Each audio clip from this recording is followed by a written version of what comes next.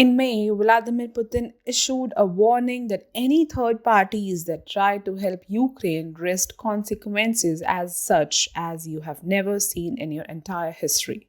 Nobody would dismiss such a notice from a megalomaniac like Putin. Fearing the implications this statement could have, French President Emmanuel Macron made a change in his tone on Russia. At first, Macron asked the world to not humiliate Russia, and now, with the war nearing its end, Macron is coming up with new policies that could make Ukraine seethe in pain. Hi, and welcome to TFI Global, the foreign affairs and geopolitical analysis arm of TFI Media Group. I'm your host, Kanika. And if you haven't subscribed to TFI Global channel yet, hit the subscribe button and press the bell icon to receive all the latest updates. Emmanuel Macron has perfected the skill of being the right player in the right place. At the starting phase of the Ukraine war, the French president made spiteful statements condemning the Russian invasion of Ukraine. And when the tide started turning towards Moscow, Macron enacted the role of mediator. And at present, when the war is nearing its fag end with Russian forces cruising every border of Ukraine, Emmanuel Macron has delivered his latest words asking fellow EU countries to stop donating financial assistance to Ukraine. Macron had an illustrative first tenure as the president of France, which saw him tilting from a liberal champion to a savior of conservatives. More light fell upon France when Macron ascended as the head of the European Union after succeeding Slovenia in January of 2022. During his stint as president, Macron amassed leadership quality that was full out on display when he claimed in the open that he wanted to create a military force exclusively for the EU.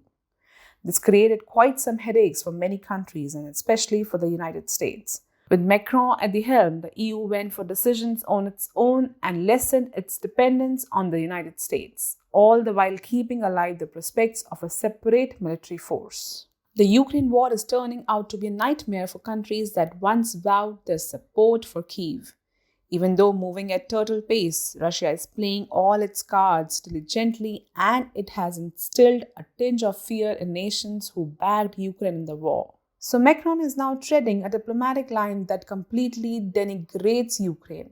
Speaking at the Eurosatory International Defense Conference in Paris on Monday, Macron claimed that European defense must become much stronger. Otherwise, we will be building the dependencies of tomorrow.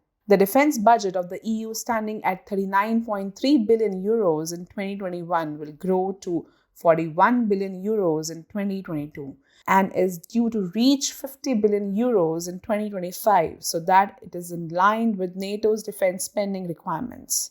Through this, Macron's overall vision of building a separate military bloc for the EU gains priority.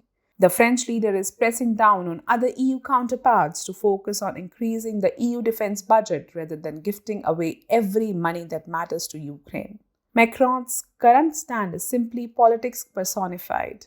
The former banker turned president has learned how to lead his country and has also acquired the skills of being a shrewd politician who could ease past all the hurdles in front of him. With Russia pacing up the Ukrainian borders, no mollification from Macron will work with Moscow. The West and the France combined may not match the Russian might. And France, knowing this, is taking a whole different stand, learning from the early mistake they committed in siding with Ukraine.